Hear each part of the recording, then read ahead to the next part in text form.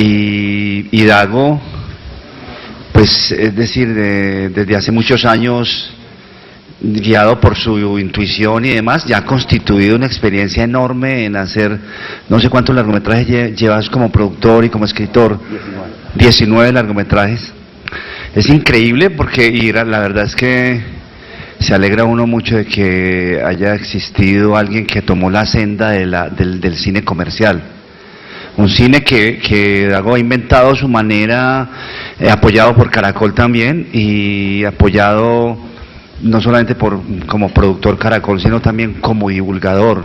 O sea, Dago se inventó un monstruo que tiene cabeza, cuerpo y cola, y eso, todo lo que pasa por ahí, además, tiene éxito. Además, la verdad es que Dago pues ha podido hacer las películas porque las películas siempre han tenido éxito, algunos un éxito exorbitado, algunos un éxito más sencillo que recupera el dinero, pero siempre toda la estrategia de comercial que Dago pues significa es una cosa compleja, y por eso hay que analizarlo muy bien, porque no solamente es que Dago escribe, sino que tiene sus actores de televisión, que son sus actores de televisión que están cautivos en Caracol, y que Dago de alguna manera les promete, ¿cierto? O sea, muchachos, si ustedes trabajan conmigo aquí en Caracol, no me cobren caro en la película. Pero entonces estos manes ahí mismo dicen, no, claro que sí.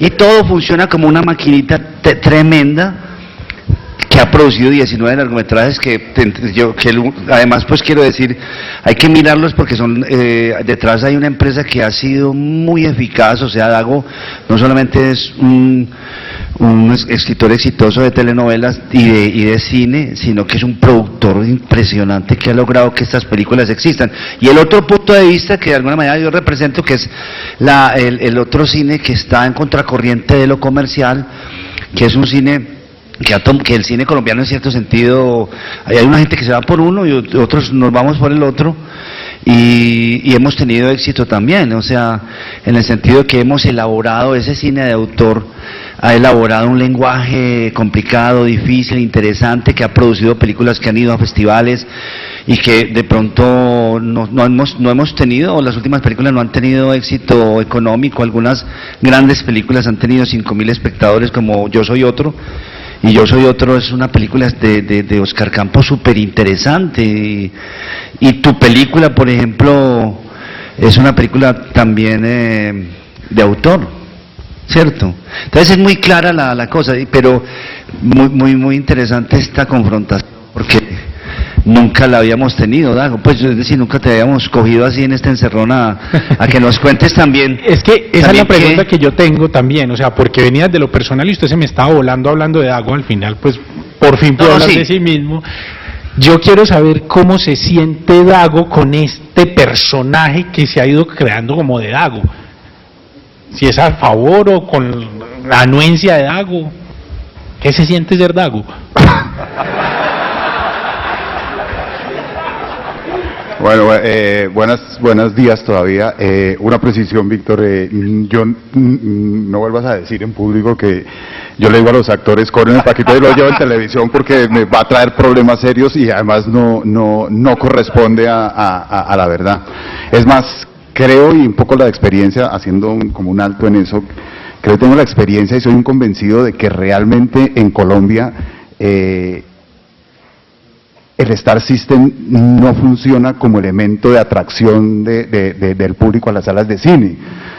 Los actores de televisión, de una u otra forma, tienen un desgaste natural en pantalla por estar presente ahí, y en muchas ocasiones, más que una ventaja competitiva, se convierten en un problema, porque finalmente hoy en día cada vez es más complicado convencer a la gente de que vaya a cine, y uno les tiene que ofrecer en la pantalla algo que no encuentren en la televisión. Es quizás uno de las claves de la actual atracción del público a la televisión, que es un poco lo que sucede en los Estados Unidos, o lo que sucedía en los Estados Unidos, es que la gente vaya al cine precisamente a encontrar un diferencial con respecto a la televisión. Y de una u otra forma nuestras películas están llenas de ejemplos en los cuales, con elencos costosos y muy reputados de televisión, no han obtenido los grandes éxitos, y creo que hay ejemplos, y creo que los ejemplos más claros y más contundentes de cómo con actores no marcados dentro del Star System se consiguen grandes éxitos de taquilla son tus películas. Te lo ganaste, amor. No regala. Es con cariño. No lo van a botar. Cuidado, cuidado, no te cae. Ah, gracias, Chucho. No le pague que la deje la acompañe. Le cielo. Gracias por lo de Cucho. Lo de la Virgen la quiero mucho. Y el cielo espero encontrarlo. Y fue una película donde en ese momento no había absolutamente ningún actor de televisión. Entonces ese es como uno de los primeros sofismas que pienso yo que hay que destruir. Los actores de televisión no representan ninguna ventaja competitiva cuando se trata de atraer a la gente a las salas de cine, y eso es apenas natural, porque son actores que la gente está acostumbrada a ver a diario en las pantallas de su casa. Entonces, ¿cuál es el atractivo de ir a verlos en las salas de teatro, de cine? ¿Cuál era la pregunta? Perdón. ¿Cómo te sentís con esa etiqueta de ser como el gurú del cine comercial en Colombia? Pues digamos que en un contexto de cineastas no es muy cómoda la etiqueta, porque casi que automáticamente me convierto en el enemigo natural del cine que yo no llamaría comercial sino rentable. Yo creo que un poco la reflexión sobre el cine ha sido un poco perezosa en reconsiderar y reevaluar las categorías con las cuales clasifica el cine, y ha asumido con cierta pereza analítica que hay un cine comercial y hay un cine no comercial, o un cine de autor, y creo yo que hoy en día, en las condiciones en las que se maneja el cine, todo el cine es comercial. ¿En qué sentido? En que todo cine entra a un circuito de exhibición, todo cine entra a un circuito donde la gente, para poder tener acceso a él, tiene que pagar. Yo creo que el único cine que no sería comercial sería un cine gratuito, pero finalmente hasta las películas más personales, contemplativas y intimistas, si quieren tener contacto con el público, en la mayoría de los casos tienen que entrar a un circuito de mercado, a un circuito de exhibición, donde hace una serie de transacciones comerciales con el distribuidor y el exhibidor, donde hace una serie de transacciones comerciales con el espectador, que tiene que pagar una boleta para consumir un espectáculo que yo le estoy vendiendo.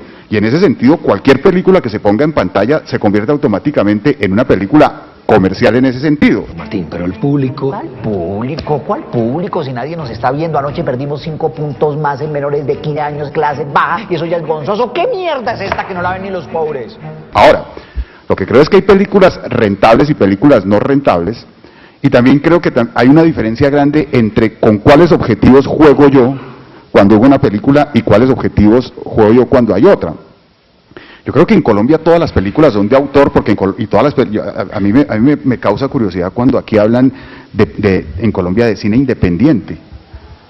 En Colombia todo el cine es independiente, porque el cine es independiente en la medida en que existen grandes productoras de cine, las majors, ¿cierto?, que tienen una política de producción industrial, y aparecen unas películas que se hacen por fuera como ese circuito de grandes majors, y se llaman independientes. En Colombia no tenemos majors de producción, y por tanto todas las películas son independientes.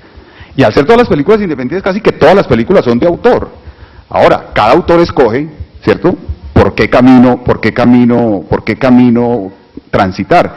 Y yo prefiero una clasificación del cine diferente. Yo prefiero una clasificación en la cual se hable del cine de entretenimiento y del cine no sé si cultural, o del cine que además del entretenimiento persigue otro tipo de objetivos, ¿ok? Y creo que de verdad hay como un retraso con respecto a la consideración de estas categorías a nivel de la definición y de la teoría. Yo estaba todo el tiempo esperando que soltaras un término que te he oído anteriormente. No lo soltaste, me va a tocar soltarlo a mí, y creo que nos cabe en este replanteamiento de categorías, y es la palabra popular, el cine popular. porque lo traigo a colación porque en estos días estaba hablando con alguien de ustedes, mal por supuesto, y me hicieron, pues nada, me soltaron como una teoría que yo nunca había pensado y me sonó bastante, y es que si bien resulta fácil clasificarlos a ustedes en dos puntos diferentes del espectro, si uno entra a buscar coincidencias, se podría decir que los dos hacen cine popular. No sé, yo creo que sí hacemos cine diferente. Yo no sé si cine excluyente, pero sí hacemos cine diferente. Yo creo que un poco hablando, y me perdonas que entre en tus terrenos, pero creo que el cine de Víctor es un cine que, pues todos lo hemos visto, se aproxima a la problemática, llamémosla popular, pero se aproxima desde una perspectiva crítica, poética, terriblemente poética, porque creo que una de las grandes virtudes de una película, de las películas de Víctor, es que logra encontrar en mundos crudos y fuertes y de altísima problemática, altísimos niveles de poesía, y por ese camino logra como llamar la atención sobre una problemática y crear como cierto distanciamiento en el sentido brechtiano de poner a la gente a pensar sobre esa problemática. Papá, venga. Tiene que parar, es una loca. No, pues déjame a mi pelea, volvamos a empezar, papá, venga. Ah, está loca, disco, lo vamos a empezar. Sí, de una pelea. Ya con 4 puñaladas, tío, se lo pilla Adolfo. En el cine de entretenimiento, que es el cine en el cual yo me inscribo, me gusta y ojalá pueda hacer toda la vida, la aproximación es diferente, porque hago un cine para que la gente precisamente no piense. Ahora, el enorme problema es que ese no pensar se ha estigmatizado y se ha convertido como en un pecado terrible, en un pecado mortal del cual no va a existir nunca redención. Y creo que desde todas las épocas los ejercicios catárquicos siempre han dependido precisamente del abandono total de la dimensión racional del individuo para entregarse totalmente a la dimensión lúdica y a la dimensión del no pensar.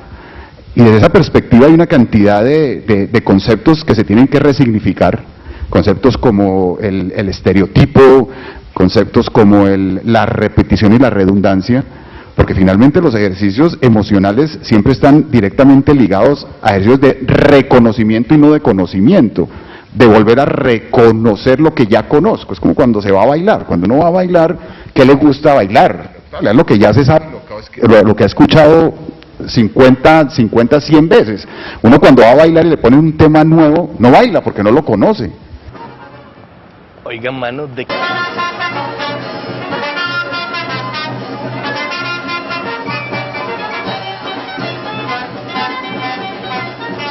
Después de superar el impacto que me produjo la belleza latina, de saber que la aerolínea ha perdido mis maletas y de ver cómo, para los colombianos, una bienvenida es lo más parecido a lo que en mi país sería una fiesta nacional, me dispuse a esperar a Nora. Los cineastas llamados de autor son una combinación de teóricos y de cinematografistas bastante interesante, que al lado de la película van construyendo el constructo con el cual justificar y validar su trabajo. El cine de entretenimiento no lo ha necesitado, tampoco lo ha desarrollado, tampoco se ha interesado por él, y ha permitido cosas como esas, que se termine estigmatizando el cine de entretenimiento, que se termine convirtiendo en un enemigo natural del otro cine sin serlo, que se convierta en un pecado mortal el ofrecerle al público un momento en el cual no piense, en el cual la aproximación, ya sea a lo popular, ya sea a la problemática que se refiera, sea desde una perspectiva diferente y desde una perspectiva eminentemente catárquica. Sentir, reírse, asustarse, conmoverse, sin necesidad de además mirar críticamente sobre la realidad, también es un derecho fundamental del individuo y también es un derecho fundamental del cineasta a jugarle a ese tipo de discurso. Yo quiero saber un poquito la posición de Víctor, y esto tiene algo de morbo y de chisme, frente al cine de entretenimiento. Más allá, pues, o sea, están claras tus posiciones como creador. Quisiera saber un poco de tu acercamiento como consumidor. ¿Vos tienes alguna película crispetera que te mueva? ¿Alguna cosa ligada al entretenimiento? Claro. Que uno vea a Víctor Gaviria comiendo crispetas frente a un producto que es considerado por fuera de su universo. Tarkovsky, Víctor come crispetas viendo Tarkovsky. Y brinca emocionado hacia el borde de la silla. Y tengo que devolver la película y todo, ¿cómo te parece? De Tarkovsky, porque no la entiendo. Es muy rápido, pasa muy rápido. Tengo que volver a ver qué pasó ahí. Lo que pasa es que yo he escuchado mucho esa idea del derecho que tiene el ciudadano a estar entretenido, que es un poco estar entre las cosas, suspendido sin estar en ninguna. Eso es un nicho, digámoslo, y un ejercicio que el ciudadano cumple todos los días, ¿cierto? Cuando va en carro, por ejemplo, pasando por todos los lugares, simplemente con el gesto, no tanto, el carro no es tanto para transportarse, el carro es para ejercitarse en una posición en donde estás diciéndole que pasa rápido por encima de todas las cosas, sin importarte ninguna. Dale, aquí a la izquierda. Pues puta, es que estos maricas le tiran a uno hasta encima, me no dan cuenta que uno está borracho, ¿qué? En esta noche es especial, weón, porque te conocí a vos, ingeniero. Yo acostumbrado a andar con unos hijueputas gamines y me encuentro con el hijo, el patrón. Y en general todos los cosas de comunicación lo que están haciendo es creando ese nicho donde no estás en ninguna parte. Mientras que el cine que yo hago, o sea, yo por eso sinceramente hago, no, sé que el ciudadano tiene el derecho a pensar de que va a cine para escapar, ¿cierto? Para huir de sí mismo. Me parece un derecho, pero es un derecho muy alienante y un derecho muy peligroso que la ciudad tiene. Y en general todo lo que tú ves que la experiencia de estar en un lugar y sobre todo sentir la temporalidad de un lugar es una experiencia que cada vez se pierde más, y por eso no sé de dónde van a salir los directores del futuro, porque ese ejercicio te lava y te limpia por completo y te desaloja de tu subjetividad y tu experiencia. Entonces no sé qué los directores y los jóvenes no sé qué van a contarnos sabiendo que están pasando por encima de todo. Fíjate que uno todo el tiempo, la experiencia de nosotros es siempre, y ve uno a los jóvenes con un celular haciendo el gesto de que no están en ese lugar. Por eso los jóvenes siempre, los adultos se molestan tanto que pero hermano, aterrice, porque ellos nunca están en el lugar, y en general uno ese derecho, sí, digamos, lo colectivo y social, que es observar a los demás y ejercitar esa cosa de observar a los demás, se está perdiendo, porque ya no hay momentos de observación, solo hay momentos de huida. Y en el cine colombiano, obviamente yo abogo por un cine Dago que nos conecte con las cosas, sobre todo con los entornos. Las películas de Dago tienen una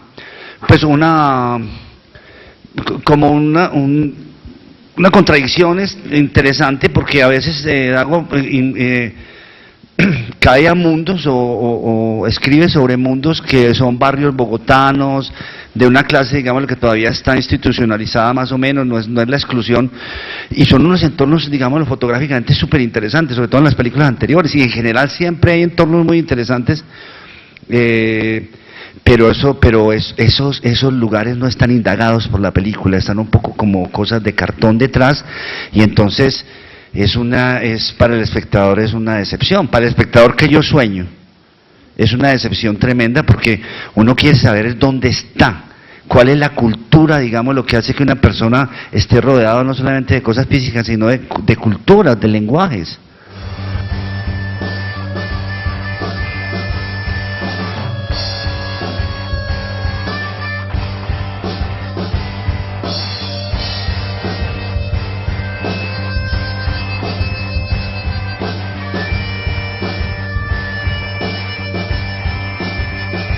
Dago a veces, digámoslo, como creador, que de pronto dice, bueno, voy a hacer una película no de entretenimiento, sino con un compromiso, digámoslo, regional, histórico, con la cultura regional.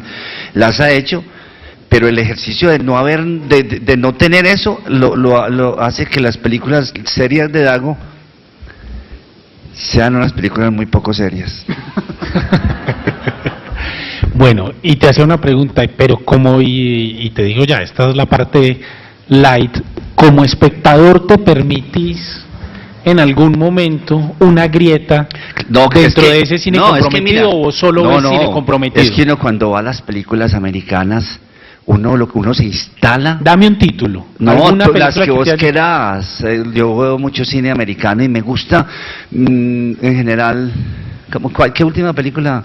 No, películas por ejemplo Sin Límites, que es la de esos personajes que se toman unas pastillas, un personaje que toma una pastilla y empieza a surgir, pues esa como querría uno pues conseguir esas pastillas.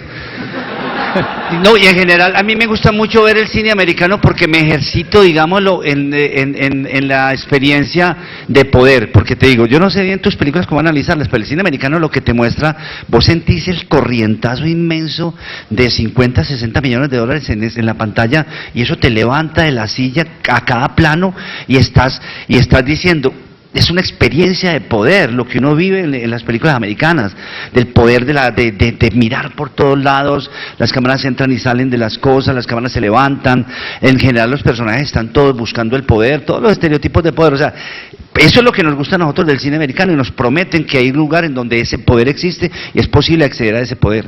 ¿Y por qué no le chutamos? Pero entonces, cuando tú ves el cine arte, no estás en esa actitud de poder, estás en una actitud de un man que está sentado, la gravedad, pues si tiene que subir, tiene que cansarse subiendo una escalera, o no puedes, es un mundo muy distinto que es súper importante. Sí, es el mundo de humanidad. Es el mundo de humanidad de ustedes, de buscarle, es que esto es más como una exploración de buscar volumen a ustedes. Quiero también entonces pasarle a Dago la bola al otro lado, y que Dago me hable de algún título, de alguna película, a ver si él también se permite, o si estamos entre gente que no se permiten grietas, o Dago, háblame. Uno puede imaginarse a Dago viendo una película que no haría Dago. Pero todo el tiempo lo hago, ¿no? Pues, mi película favorita por excelencia, es a la que siempre revuelvo, es Amarcord de Fellini. Soy totalmente seguidor de los autores, y en Colombia también tengo mis directores favoritos, y creo que películas como La Vendedora de Rosas, creo películas como Los Viajes del Viento, creo películas como Satanás, creo que películas como Sofía, obviamente.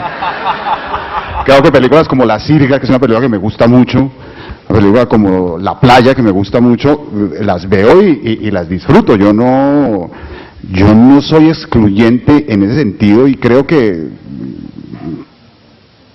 siempre he pensado que no son miradas excluyentes desde la perspectiva. Lo que sí siento es que desde la otra perspectiva hay, y siempre ha existido, y creo que seguirá existiendo, cierta resistencia, supongo que es lógica, hacia el otro tipo de cine, hacia el cine que yo hago, represento, que evidentemente, yo el concepto de alienación también lo pongo en discusión, porque yo creo que el individuo posmoderno ha ido evolucionando también en su relación con los medios. Es diferente el espectador de hoy en día al espectador de hace 100 años, que de pronto sí veía una película y luego reproducía en su comportamiento, en su vida cotidiana, los valores y las profundidades o las superficialidades que veía en esas películas o en la televisión. Yo creo hoy en día que la gente, cuando va a una sala de cine, sabe a qué está asistiendo y es absolutamente consciente de lo que está consumiendo, y en ese sentido la fugacidad en el entretenimiento se convierte en un elemento fundamental. Veo, suspendo un poco esa realidad y vuelvo y salgo del teatro tal cual a enfrentarme con una realidad tan dura que me está recordando día a día cuál es la realidad, cuál es la verdad de las cosas, que me está, como dice Víctor, ubicando nuevamente en el tiempo y en el espacio. No creo que con todo respeto, no creo que ciudadano contemporáneo necesite del cine, y sobre todo en realidades tan contundentes como la latinoamericana, necesita del cine para volver a ubicarse en la realidad. Creo que la realidad es lo suficientemente contundente. Es más, creo, y en ese sentido me parece a mí que el cine colombiano joven ha evolucionado de una manera sana, y más en el sentido de lo que yo encuentro en las películas de Víctor, que en el sentido de lo que encuentro en otras películas de cineastas anteriores a esta nueva generación. Y es que realmente las películas que están haciendo los cineastas jóvenes de hoy en día han optado menos por algunas categorías que atacaban como aquel concepto de alienación, que eran las películas de denuncia, las películas de exposición de realidades crudas de una forma bastante primitivista, y ha ido evolucionando hacia una mirada poética sobre la realidad, lo cual me parece que es una señal de madurez y me parece que es una señal de reubicación del cineasta en la sociedad y en su quehacer. Yo creo que ya aquel cine que pretendía, lo que menciona Víctor, de volver a reubicar al individuo en lo complejo de su realidad, parece que es un cine inútil, porque la realidad se encarga diariamente de recordar eso, y ya, como le digo, el espectador ha evolucionado, y me parece que es mucho más sano y es mucho más útil para la sociedad estas miradas que estamos viendo de los nuevos cineastas, de miradas más cercanas a la poesía que a la denuncia. ¿Vos qué tenés para decir, Víctor? No, solamente le iba a hacer la acotación a Dago. ¿Te vas a dejar? ¿Ah? ¿Te vas a dejar? Le voy a hacer la acotación de que cuando la gente sale a la realidad, la realidad es dura, porque muchas veces no tienes un punto de vista y estás de alguna manera alienado, por decirte algo, en cuanto que estás, la dimensión humana se ha escamoteado. Entonces lo que es duro de vivir en la realidad es vivir fuera de esa relación humana escamoteada, y el cine, el verdadero cine, te la vuelve a dar. O sea, no es que vas a ver cosas duras, vas a ver un camino de humanidad que lo berraco de vivir es que se han perdido esos caminos. Cuando salís del teatro, salís a unos mundos no necesariamente por duros, y son de humanidad. Hay personas, o sea, el cine es para recuperar unas instancias, ¿sí me entiendes? Creo, Víctor, que aquí empiezan los problemas cuando alguien, en este caso tú, se arroja la autoridad para decir el verdadero cine, o a decir el cine debe hacer. Cualquier forma expresiva tiene que ser símbolo de libertad, y en la medida de que sea símbolo de libertad, debe permitirle a quien ejerce esa expresividad la libertad de decidir para qué utiliza el discurso, para qué utiliza el instrumento, siempre y cuando este instrumento no vaya a afectar los derechos básicos de humanidad. Pero creo que ese siempre ha sido como un problema y una actitud un poco prepotente de quienes realizan este otro tipo de cine, que no es de entretenimiento, de arrojarse el derecho a hablar de qué debe ser el cine, qué debe hacer el cine, cuál debe ser la función del cine en la sociedad, y eso me parece que no se corresponde con lo que debe ser el ejercicio de la libertad que debe plantear cualquier ejercicio de expresión, cualquier ejercicio discursivo.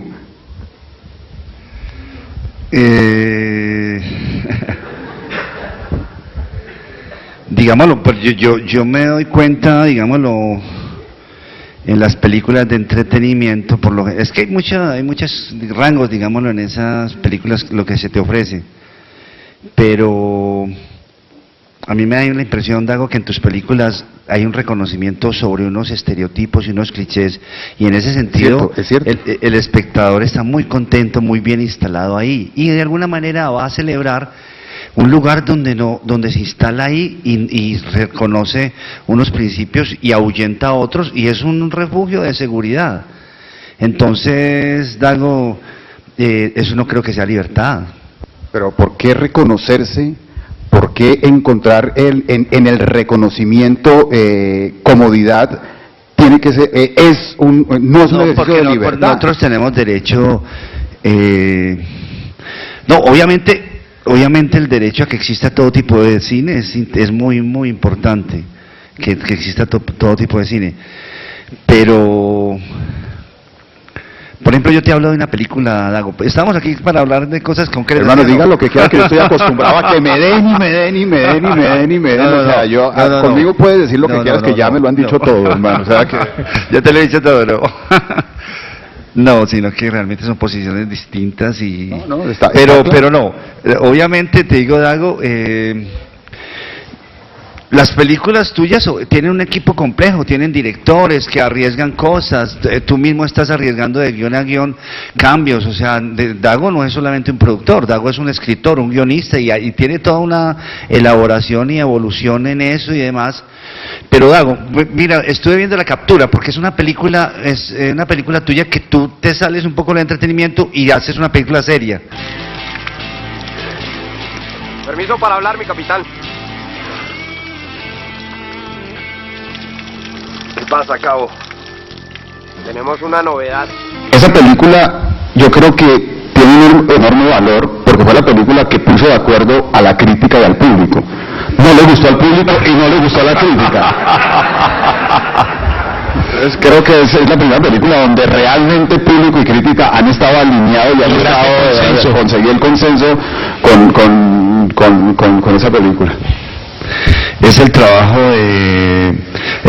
la película te cuenta la historia de un militar, ¿cierto? ¿De la policía o del ejército? Bueno, es un man como un capitán que ha hecho inteligencia y ha estado persiguiendo las mafias del narcotráfico y le ponen la misión de ir a buscar a un delincuente, como una especie de bandolero rodado de un mito y tal cosa. Y la película, o sea, las películas de Dago son hechas por gente muy profesional y la película está supremamente bien hecha. Creo que hizo un trabajo de locaciones tremendo y de narración tremendo. Está muy bellamente rodada pero el problema es que la película no está en ninguna parte, este man no es de ninguna parte, ese bandido no es de ninguna parte. Obviamente resuena porque nosotros estamos rodeados del bandido y el bandido hace parte, digámoslo, de nuestra estructura mental de colombianos, en donde como vivimos, digámoslo, aplastados y insurrectos al mismo tiempo, el bandido nos representa y nosotros pues, donde no esté el bandido nos suicidamos. Si no existiera el bandido, uno se pega un tiro, hermano, porque por lo menos hay un man que hace lo que le da la gana, hijo de puta, y está rebelado contra todo.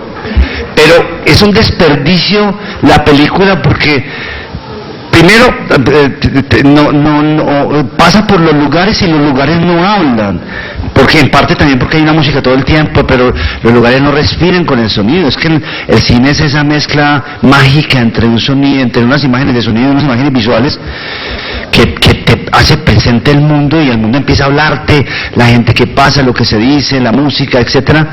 Y entonces nunca se sabe bien este tipo quién es. En un país en donde estamos rodeados de comandantes de las FARC y donde hay unos problemas pues políticos y todo, digo yo, ¿hay derecho a hacer ese cine? Pues sí, obviamente que sí hay derechos, claro que sí, pero te digo, el otro cine trata de hacer eso mismo que vos hiciste, pero sin miedo a escuchar las voces del entorno, sin miedo, ¿sí me entienden? No filtrándolas tanto, de tal manera que uno diga, qué bueno esta película que nos lleva a un mundo, a un limbo parecido al mundo de nosotros, pero...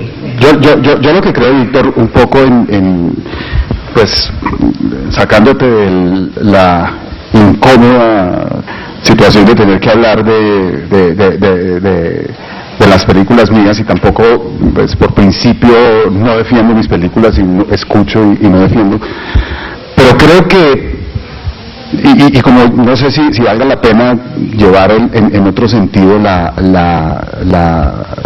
discusión como para evolucionar de este círculo donde nos metimos. Creo que en parte el otro cine, el cine que haces tú y que representas tú, no ha hecho conciencia, y es una lástima, realmente creo que es una lástima, no ha hecho conciencia de que a pesar de que la mirada sea de ese tipo, de que a pesar de que su objetivo sea no solamente entretener, porque tiene que ser el cine siempre debe ser entretenido, debe ser un espectáculo de alguna manera. Un espectáculo y digamos que en ese sentido el Brecht lo decía, ¿no? O sea, el cine debe educar y crear conciencia en la medida en que va entreteniendo, el teatro brechtiano. Pero creo que lo cual no quiere decir que esté validando y me esté olvidando. Bueno, pero sí, ahí es validando todo. Sí, no, es que yo no estoy en contra yo defiendo es el cine que también entretiene sin necesidad ni de educar ni de criticar, pero bueno, lo que digo yo es que ese otro cine no ha hecho conciencia de que también está en un contexto comercial, que también está en un contexto de circuito de distribución, y a mí me parece que es muy triste que muchas películas de ese tipo, que debieron haber tenido un destino mucho mejor, que hubieran tenido destino mucho mejor, me refiero a que las debió haber visto mucha más gente, ¿cierto?, se hayan quedado corta en eso por puro abandono de las estrategias comerciales. ¿Las estrategias comerciales en qué sentido? Por ejemplo, los trailers de las películas colombianas son lamentables. Sí. Son lamentables. Hoy en día, por cuestiones de ley de cine, casi todas las películas, sea del tipo que sea, tienen acceso a la televisión, porque a la televisión le conviene invertir en el cine, porque tiene un retorno, y hoy en día casi todas las películas tienen acceso es muy rara la película que no tiene acceso a la televisión, y la televisión es el medio que tiene un alcance, no he dicho, ni la radio... Y te legitima la película, digámoslo... O sea, la comunica al público, sí. pero los comerciales que hacemos de las películas colombianas son lamentables. Sí, sí. Y en muchas oportunidades el mismo tráiler y el mismo comercial, en lugar de invitar al público a ver la película, lo aleja, ¿cierto?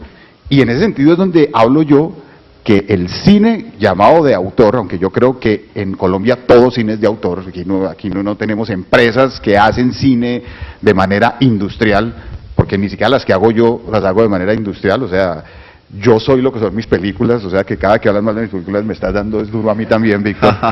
Pero la taquilla te va bien. ¿Sabes por qué te doy duro? Porque la taquilla te da muy bien. Entonces no creo que te duela mucho, pues, ¿cierto? No, porque como decían esos chistes de los que me voy aquí llorando con las críticas para el banco, cobrarla al banco, sacar la plata de lo que he ganado. Entonces eso es muy sabroso, pues, no me digas, sí. Pues que... Sí, no va a decir que sufro. A veces pues, te puede dar duro tranquilamente. Pero a lo que voy, Víctor, es que de verdad creo que al cine de autor, ya una vez terminada la película, ya una vez hecho el trabajo de su autor, le vendría bien, ¿cierto?, entrar en contacto con quien maneja realmente y sabe manejar lo comercial, para que de verdad estas películas hay una película que yo creo que es no sé qué piensas, a mí es una película, y hablando del homenajeado de este evento, que es Lisandro, a mí me parece que Los Niños Invisibles era una película de 1 millón de espectadores. Y fue una película que creo que no llegó a los 100.000 espectadores, y creo que lo hizo porque, no sé si esté Lisandro acá y luego me meto en problemas, pero porque fue... Si está Lisandro acá, un cuchillo va a llegar del público. Muy mal mercadeada, y ahí, y creo que hay varios ejemplos de películas colombianas, de verdad, que casi que el espíritu del autor se desparrama sobre las estrategias de comunicación y de mercadeo, y el resultado es catastrófico. Yo quiero invitarlos a que, pues, por supuesto, al tener cada uno su posición y tener claro esta opción de vida, pues es más fácil opinar sobre lo que se tiene al frente, los cuestionamientos frente a lo que no es uno, pero yo también quiero invitarlos un poco a que se cuestionen ustedes mismos. Y pues por ese lado voy a hacer preguntas. Víctor, ¿vos crees que tal vez el ataviaje de cine de autor no pueda llegar a ser una fábrica de sectarismos, una semilla de sectarismos y de radicalismos? Sí,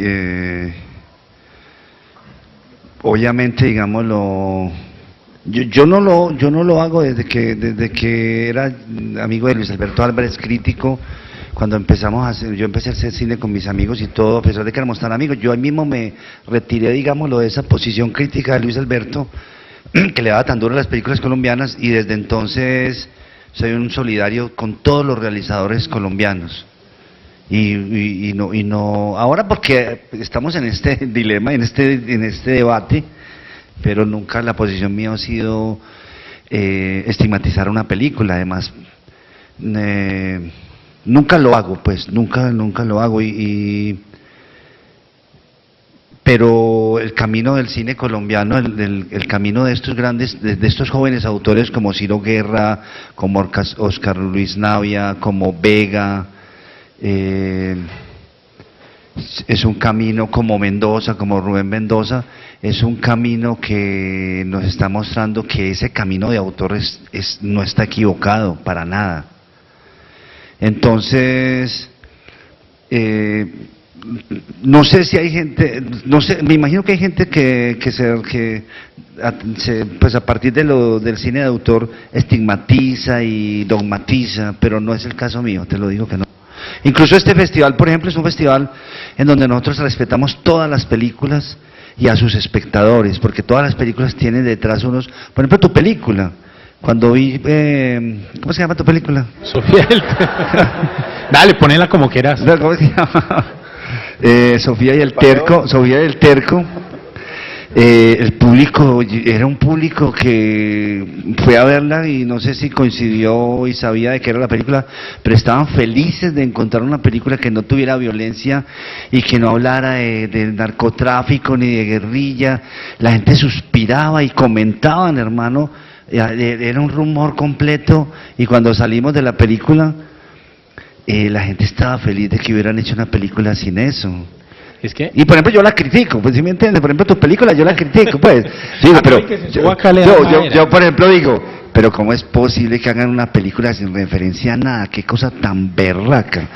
¿Cómo es posible que hagan una película del paisaje no más? Pues en ese sentido, ¿sí me entiendes? O sea, pero Víctor, pero es que yo pero yo no, pero menos mal yo no escribo sobre eso, lo digo para mí. Lo digo para menos mal yo no escribo, no, pues mejor dicho sería un descaro. Y además resulta que la familia mía, todos alrededor, la película tuya les gustó tanto que yo salí en silencio y entonces yo dije, pero ¿cómo así el enemigo en la casa? Yo dije, no, pero ¿cómo así? No, sino que la gente quiere ver también otro país, la verdad, y ese es un sueño, o sea, hay que criticar, pero no destruir los sueños.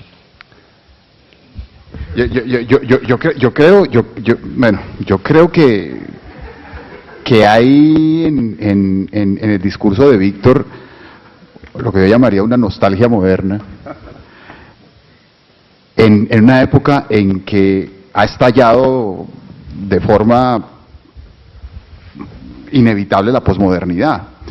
En todo el espíritu posmoderno, las nociones racionales de realidad, de nacionalidad, incluso de objetividad, han hecho crisis, y han hecho crisis porque finalmente demostraron que no conducían a soluciones pragmáticas, que es lo que por lo general la gente está buscando. Pero el desprendimiento, pero mira, ese desprendimiento posmoderno es lo que hace que el planeta en este momento esté, digámoslo, pues en un peligro, y ese distanciamiento con el entorno es lo que ha hecho que el planeta esté abandonado, Víctor, a una crisis impresionante. Víctor, yo creo que es todo lo contrario. Yo creo que precisamente el espíritu posmoderno es la reacción natural, ¿cierto?, al fracaso total de los valores de la modernidad. O sea, es muy fácil hoy en día criticar a los jóvenes. Yo tengo una hija adolescente. Es muy fácil hoy en día criticar a la hija adolescente porque esté totalmente en tierra de nadie, como dices tú, ¿cierto?, pegada, no sé qué. Pero entonces cuando le pregunto, ¿y cuál es la realidad que la modernidad me ofreció? ¿Cuál es esa otra promesa de felicidad que fracasó, que las guerras mundiales lo demuestran? Es que no estamos hablando de nada nuevo. Ojo con dónde ubicamos la causalidad de la actual situación de cosas. Realmente la posmodernidad y el desprendimiento no son la causa, son la consecuencia, ¿cierto?, de lo que sucedió y del fracaso de los valores modernos. Por eso hoy en día muchos discursos abandonan totalmente la sincronía y la diacronía para ubicarse en un terreno de nadie, como una no como un malestar, no como una demostración de malestar social, sino como demostración de una protesta contra un estado de cosas.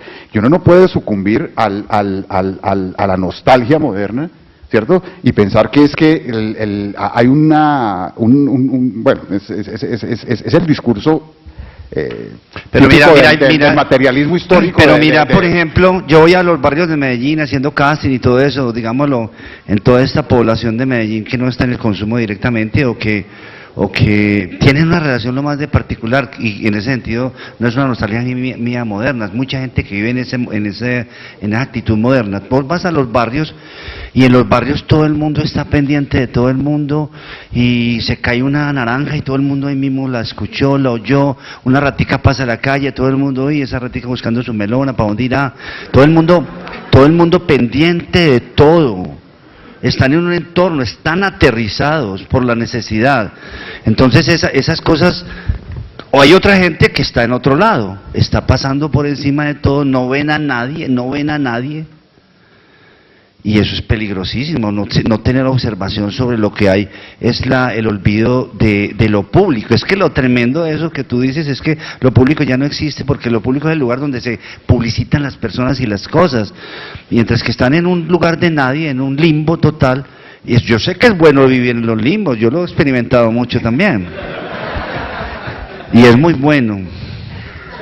Pero uno se arrepiente en algún momento, se arrepiente. No, yo en ese sentido por allá como un... Sí. Yo sí, en ese sentido soy más radical, y creo que los grandes cambios realmente y las grandes revoluciones empiezan precisamente por la destrucción y el olvido de lo anterior, y creo que lo que estamos viviendo es esa época, y creo que esa es la etapa del capitalismo salvaje, no, que llega, todo lo contrario, que llega a otros países y lo sobrevuela como una mosca a un plato y dice: tumbemos todas esas montañas que hay oro ahí, hay oro ahí. Hombre, que ahí viven unas familias, ahí viven eso es un pueblo de 300 años, los trasladamos para allí.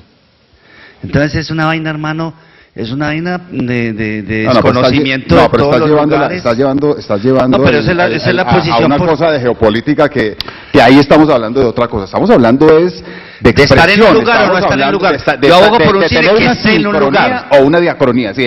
Estamos en un lugar, es importante que estemos en un lugar. Es importante que estemos en un lugar, o estamos trascendiendo realmente hacia una consideración, me parece a mí, incluso más humanista e incluso mucho más llamaría yo, mucho más libertaria, que es la consideración del individuo por encima de las fronteras. Es que si hay algo que es arbitrario, y si hay algo que en lo cual la historia se equivocó, pues el trazo de fronteras y el trazo de las nacionalidades.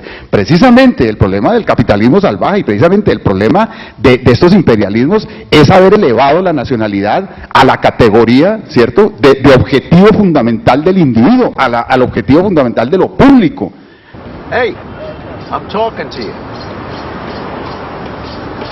Hey, I'm calling you.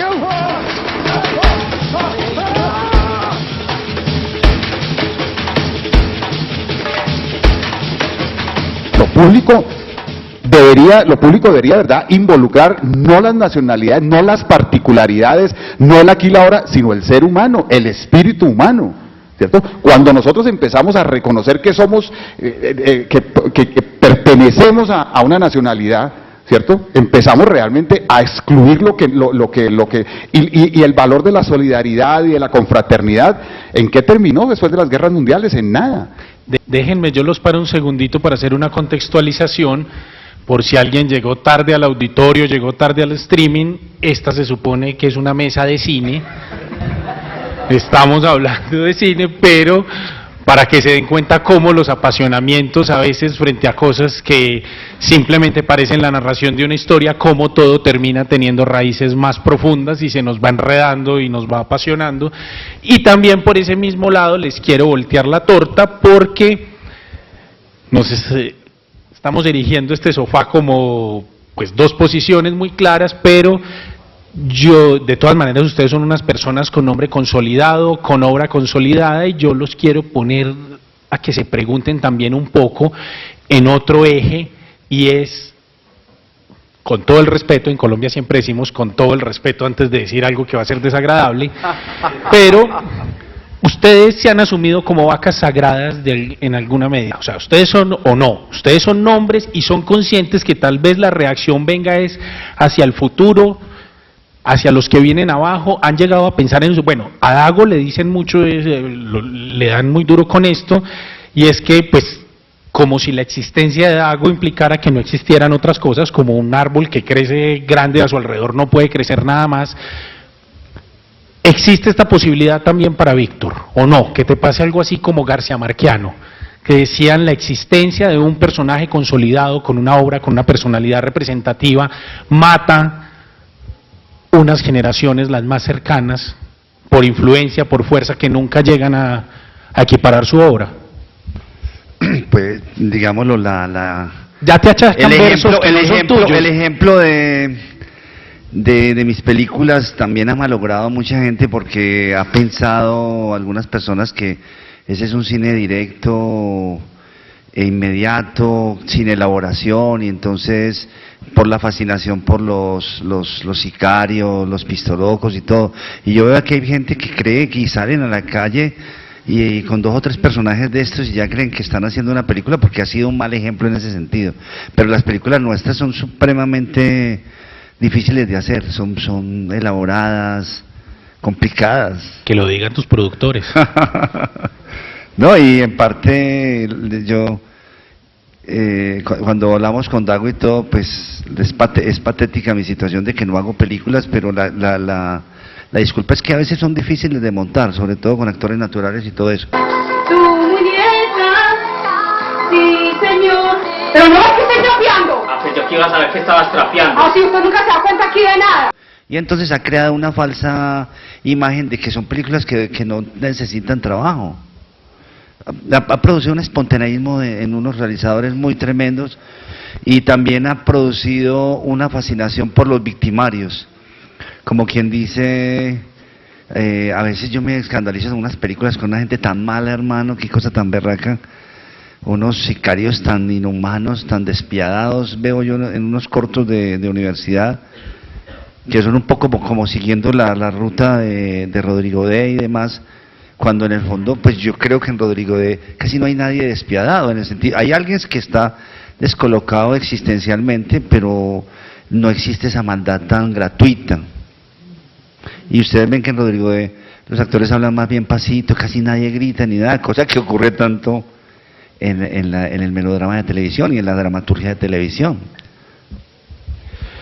Pues bueno, yo creo que con estos señores podríamos hablar mucho tiempo, nos podríamos quedar dando vueltas, podríamos abrir nuevas ventanas, porque pues tienen mucho que decir, tienen mucho para mostrar. Lo ideal sería concluir, ir cerrando un poco esta charla y abrirle espacio a unas pocas preguntas. Podemos hablar bien también, puedo hablar bien de Dago también, ¿cierto? Hagamos ese ejercicio. Sí, voy a hacer ese ejercicio. Por eso Dago está tan tranquilo, tiene 17 largos, hechos no con los pies ni con una camarita, hechos muy seriamente, con un equipo de producción que se repiten, veo que los nombres se repiten en los créditos. Dago se hace el bobo, pero ha ido elaborando, digo yo en cuanto que parece que no le interesa sino la producción, pero Dago sobre todo es un escritor, y ha hecho un ejercicio enorme con esa indagación en tantos personajes, menos mal, y esas películas también hay que verlas, hay que volverlas a ver. Ya últimamente me he encontrado con mucha gente que ve la obra de Dago como un corpus para analizar, y es muy interesante analizarlas y verlas, y en la ley del cine, esos millones que el Fondo de Desarrollo Cinematográfico regala anualmente, que regala, digamos, los 8 proyectos a 700 millones, ¿cuántos son? Son 5.600 millones de pesos. Todo eso que regala viene mucho de Dago, es increíble, porque en la medida en que vayan a una película de Dago 1,5 millones de espectadores, 2 millones, toda esa plata es para el cine colombiano. Entonces te queremos agradecer, o sea, tus éxitos son el éxito del cine colombiano, te lo digo, es increíble. No, o sea, y hay que mientras más gente vaya, más plata hay para el fondo, y todos los demás que vivimos atormentados y que nadie nos entretiene, qué cosa tan berraca. Menos mal podemos hacer peliculitas porque vos llevas tanta gente allá. Menos mal, muchas gracias. Y Dago no solo hace películas de Dago, Dago ha estado metido en películas que son películas incluso alejadas del espectro Dago, que algún apoyo ha habido ahí. La de las Luciérnagas, estabas algo ahí, bueno, sí, esas películas que ya vendrán y que pues no viene al caso decir por qué está Dago ahí o no, pero también hay que entender que los diferentes roles. Dago, ¿algo para redondear? No, creo que ¿aló? No, creo que hemos dicho más de lo que de lo que veníamos a decir. Creo que en Víctor siempre ha sido alguien muy generoso. Creo que la primera vez que nos conocimos fue una vez que vine a Medellín a dictar un taller y fuiste al lugar donde estaba yo con tus amigos. Era muy caro el taller, creo, era más caro que un berraco. Y nada, estoy muy contento de siempre creo que Víctor es el autor por antonomasia en Colombia, porque las películas de Víctor se parecen a Víctor, y creo que en ese sentido es el gran valor y la gran verdad y la gran sinceridad que tienen sus películas, y que comprueban que cuando hay emoción en una película la gente viene. Y Víctor, y tú lo sabes, como las películas, es un tipo generoso, es un tipo cálido, es un tipo amable, es un tipo cariñoso, y creo que en ese sentido tus películas te reflejan, y ojalá de verdad quienes te siguen lograran trascender la mirada como tan inmediata y tan primitiva sobre lo que haces, y descubrieran que de verdad lo que hay ahí es un enorme elaboración poética. Pero porque creo que tú no reconoces ese otro efecto que ha tenido las películas, básicamente Rodrigo Dey y La Vendedora, y eso es lo que yo mencionaba, de que estamos ahora, una película como Los Viajes del Viento es una película poética, y es muy película en la línea de La Vendedora, y una película como La Sirga es una película en ese camino. Las Luciérnagas, que es una película en la cual nosotros estamos como productores, realmente cuando la vi en su primer corte y decidimos entrar, fue porque era una película también en ese sentido, y creo que en esos jóvenes cineastas se siente mucho la presencia tuya, y es algo que envidio, porque no conozco el primer cineasta que haya dicho yo quisiera hacer películas como las de Dago. O sea, en ese sentido sí, no soy vaca sagrada, porque no conozco el primero que diga oiga, ¿sí? Y eso así como envidias la taquilla, yo envidio el efecto y como en el buen sentido de la palabra, la paternidad que has tenido sobre mucha de la gente que está haciendo buen cine en Colombia. Bueno, vamos a abrir espacio a unas pocas preguntas, y con todo el respeto y con la neura del caso les digo, por favor, aquí tienen a Dago García, tienen a Víctor Gaviria, aprovechenlos, pónganlos a hablar, no levanten la mano para soltarnos sus discursos, por favor. Dale. ¿Qué opciones se perciben en la ciudad para poder acceder a los presupuestos para aquellos grupos que trabajan en presupuestos cinematográficos sin caer en el estructuralismo cosmético que vive en nuestra ciudad? ¿Y qué posibilidad perciben sobre hacer cine en Medellín, sobre nuestras cotidianidades y la posibilidad de correr riesgo de la censura institucional y delincuencial? Yo nunca había pensado que existía también censura delincuencial para el cine de Medellín, digámoslo, pero seguramente sí. Yo creo que lo que preguntas es, pues, qué caminos hay, y por ejemplo este festival, el 11º Festival de Cine Colombiano, que en este evento del primer laboratorio la idea es como tratar de darles herramientas a los jóvenes realizadores, a las jóvenes empresas, para que sepan cuáles son los caminos, ¿cierto? En general queremos, mañana va a haber unas charlas y demás, unos encuentros, demostrando que la ley del cine es el camino.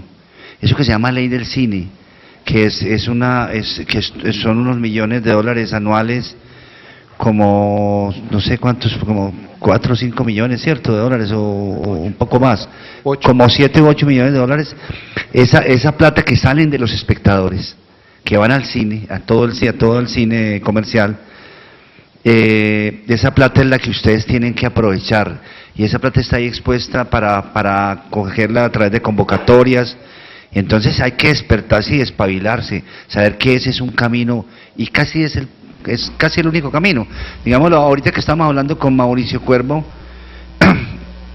y con Sandra de esta película, Las Crónicas del Fin del Mundo, es también otro camino.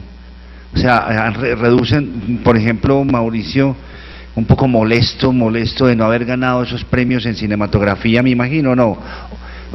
Porque en la película, el pobre man de la película también no pasa una convocatoria. Yo pensé que eso era como una cosa tuya. No es autobiográfico, pero a todos nos ha pasado esa vaina tan terrible. Y entonces él la tuvo que hacer de otra manera, se inspiró como un bombillo, hermano, sacó un guión en el berraco y es una película posible de 11 millones, es otro camino. Y lo que les digo de la ciudad, yo pienso que la ciudad de Medellín tiene, no estamos, digámoslo, en perspectiva de, ojalá me equivoque, pero veo que no tenemos, hay como un adormecimiento creativo en los jóvenes realizadores de Medellín, y creo que, pues por muchos motivos, pero hay 2 motivos, y uno es que hay una ideología de Medellín que pega muy duro, porque el ciudadano de Medellín es un ciudadano enamorado de Medellín, y entonces cuando te dicen que no se puede hablar más de la ciudad, todo el mundo ha atendido esa ideología, eso ha penetrado como una verdad en los jóvenes, como los jóvenes, digamos, no les tocó la izquierda ni nada, vienen directamente como de los almacenes, salidos pues como productos de almacén, entonces no saben, se creen ese cuento de que hay que hablar bien de Medellín, eso sí es una estupidez. O sea, el cine y el arte habla ni bien ni mal, el cine habla de otra cosa, como el arte. Y lo otro es que, no, vivimos en una ciudad cercada por la delincuencia. Todos los muchachos que venden confites en los buses los cogen a pedirle el impuesto, la vacuna.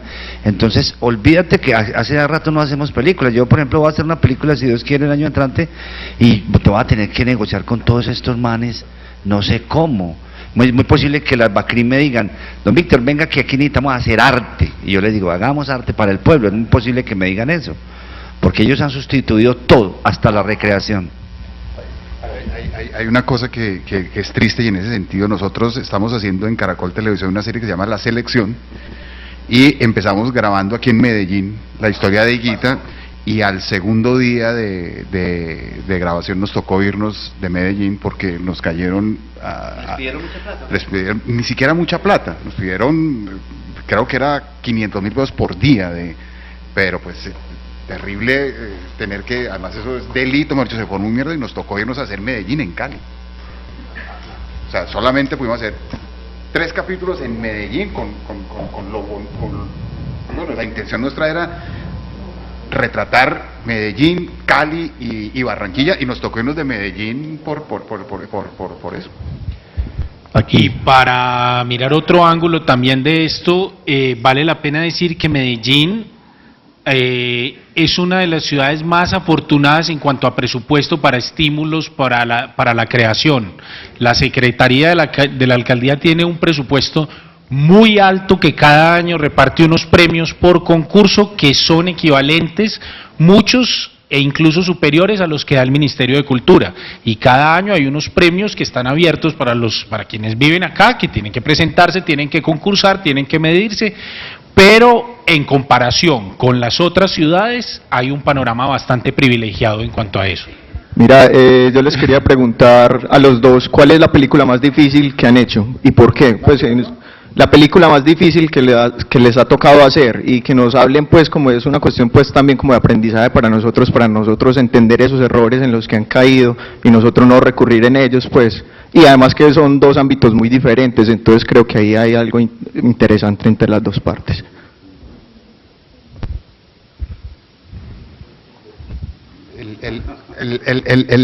Es que sí, pues fue la más complicada por las condiciones en que la hicimos, que fue la captura. Realmente la historia de la captura es como la tesis de grado de una investigación que hicimos con Ricardo Coral y Juan Carlos Vázquez sobre el western. Yo. Sí. Y hicimos un trabajo, pero hace como 20 años nos vimos 105 westerns. Y leímos, y porque Coral estaba seguro de que Colombia estaba madura para hacer un western.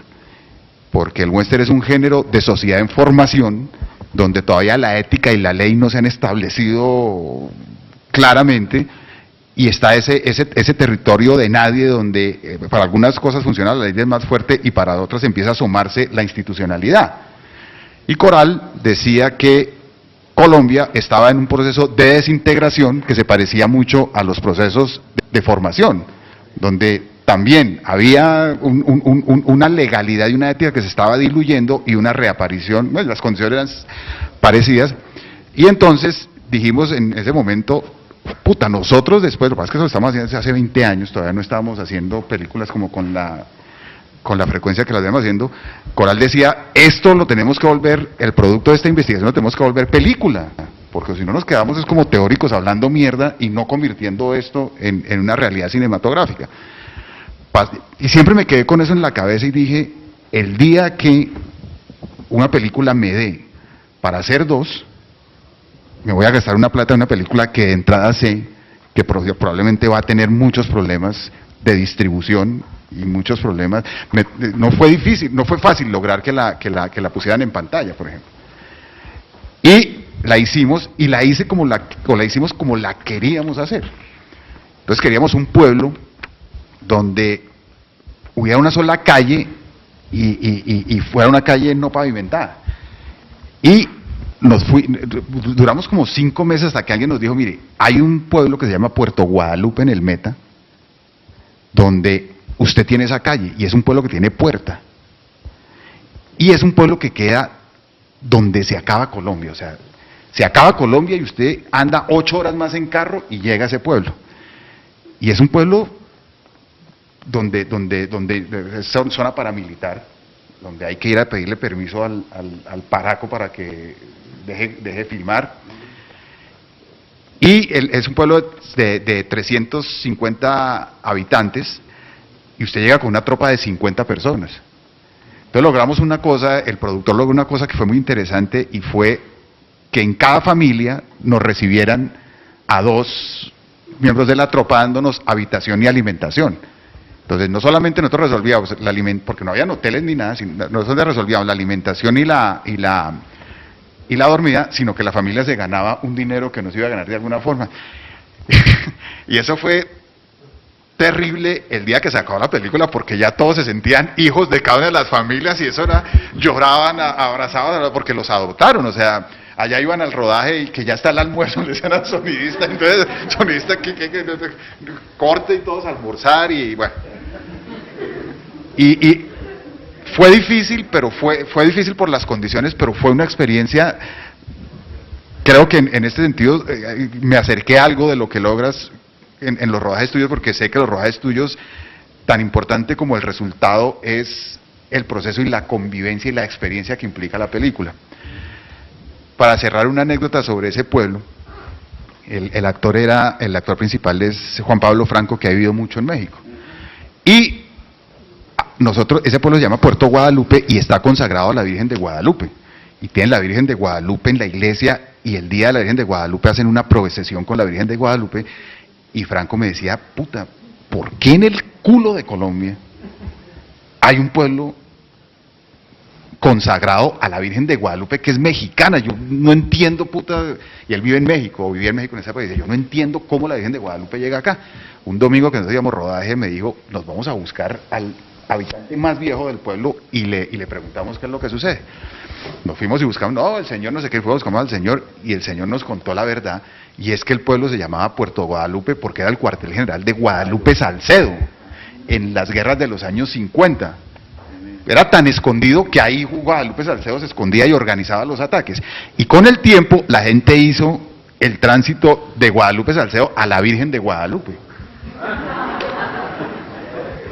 Víctor, tu película dura. Realmente La Vendedora de Rosas ha sido la película más complicada que hemos hecho, porque todos esos actores no tenían disciplina de nada y viven enrumbados, porque pues es como la forma, digámoslo, de cohesión social que ellos tienen. Y sí, buenas anécdotas que Lady, alguna vez nos encontramos Dago y yo en Medellín, y entonces yo le dije, Dago, hazme un favor, hombre, ya pues tomando unos tragos, le dije, hazme un favor bien berraco, ya, sinceramente yo medio prendo ya, necesito que pongas a Lady Tavares en alguna novela, alguna telenovela, escribirle algún papelito, alguna cosa. Y Dago tan querido que... Víctor estaba... Eso da una dimensión de la persona que es Víctor y de la relación que establece con el cine y con la gente que trabaja con él. En esa época estabas muy asustado porque tenías miedo de que Lady fuera a terminar mal, fuera a perderse. Y cuando me llamaste me dijiste, mira, necesito que me ayudes porque si no esta mujer se va a perder aquí en la ciudad. Sí. Imagínese, Dago, no sé qué le pasó y escribió ese papel, ¿cierto? Se llamaba La Guerra de las Rosas. Y de pronto llamó y Dago, no, ya tengo el papel, hermano, y Lady salió para Bogotá y de pronto ya la veíamos en televisión como si fuera un muñequito animado alrededor de todos de esas vacas sagradas de la televisión, de esos actores de, ¿cómo se llamaba Carriazo y la señora, y Teresa Gutiérrez. Parecía una animación, porque es que Lady al lado de, ¿sí me entiendes? Yo, pero eso debe ser animación, yo no veo, y es que hablando y le contestaba a Teresa Gutiérrez, claro que sí, puta, eso era... pero sí, de acá como ese es un buen final para esto. Sí. Si quieren saber más sobre la experiencia de rodaje, de trabajo con los actores en La Vendedora de Rosas, hay un documental muy bonito que se llama como Poner a actuar pájaros, y se asoma todo el proceso que hubo que llevar, tan especial, tan diferente en este rodaje, para poder lograr al final, por lo menos, o siquiera tener a esta gente en pantalla y que estuvieran ahí disponibles para que Víctor pudiera hacer algo. Búsquenlo, que no se van a arrepentir. Y con esto pues damos por terminada esta charla, y creo que ha sido un gran privilegio tener a estos